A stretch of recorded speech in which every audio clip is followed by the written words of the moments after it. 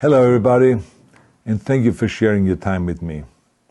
I'm sending this message through various different channels to reach my dear Russian friends and the Russian soldiers serving in Ukraine.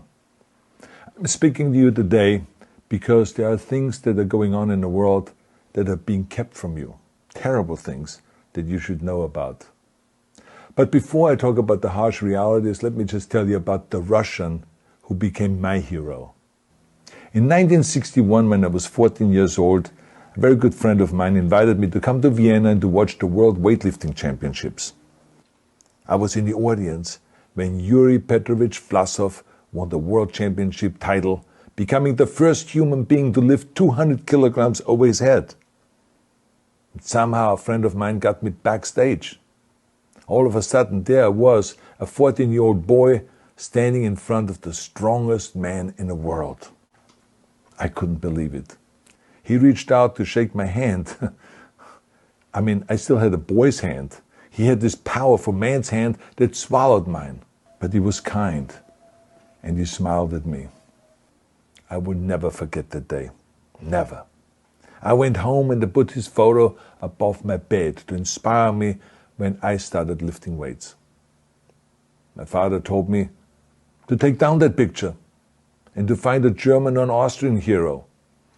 He got really angry, and we argued back and forth. He didn't like Russians because of his experience in the Second World War.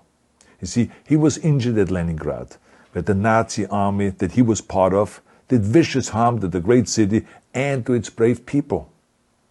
But I did not take the photograph down, no, because it didn't matter to me what flag Yuri Vlasov carried.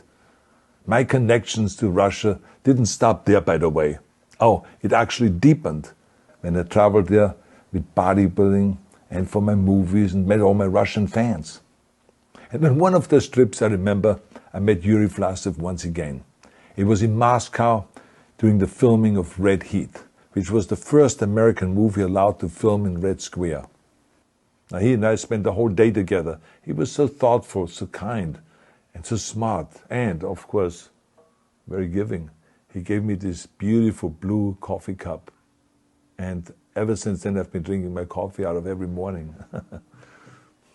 Now, the reason why I'm telling you all of those things is that ever since I was 14 years old, I've had nothing but affections and respect for the people of Russia.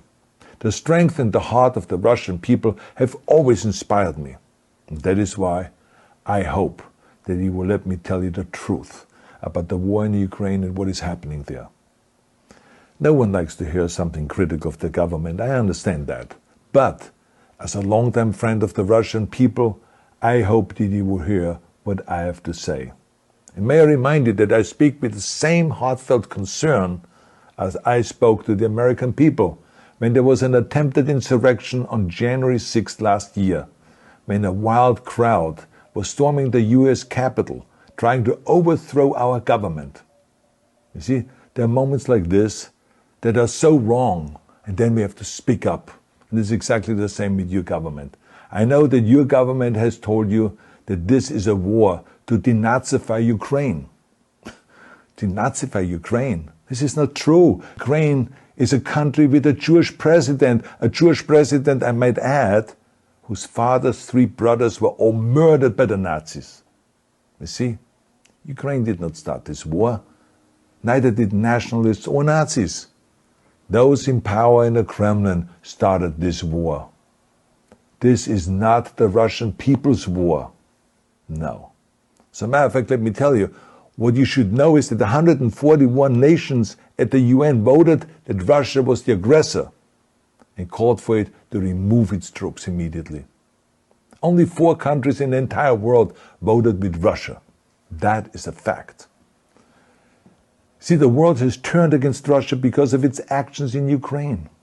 Whole city blocks have been flattened by Russian artillery and bombs, including a children's hospital and a maternity hospital.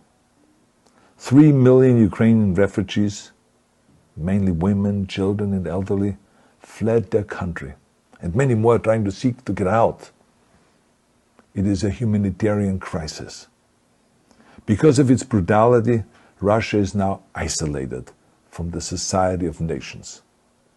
You're also not being told the truth about the consequences of this war on Russia itself. I regret to tell you that thousands of Russian soldiers that have been killed. They have been caught between Ukrainians fighting for their homeland and the Russian leadership fighting for conquest. Massive amounts of Russian equipment have been destroyed or abandoned. The destruction that Russian bombs are raining down upon innocent civilians has so outraged the world that the strongest global economic sanctions ever taken have been imposed on your country. Those who don't deserve it on both sides of the war will suffer. The Russian government has lied not only to the citizens, but to its soldiers. Some of the soldiers were told they were going to fight Nazis. Some were told that the Ukrainian people would greet them like heroes, and some were told that they were simply going on exercise. They didn't even know that they were going into war.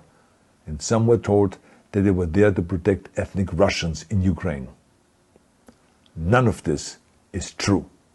The fact is that Russian soldiers have faced fierce resistance from the Ukrainians who want to protect their families and their country. When I see babies being pulled out of ruins, I think that I'm watching a documentary about the horrors of the Second World War, not the news of the day. Now let me tell you, when my father arrived in Leningrad, he was all pumped up on the lies of his government. And when he left Leningrad, he was broken, physically and mentally. He lived the rest of his life in pain. Pain from a broken back, pain from the shrapnel that always reminded him of these terrible years, and pain from the guilt that he felt. To the Russian soldiers listening to this broadcast, you already know much of the truth that I've been speaking. You've seen it with your own eyes.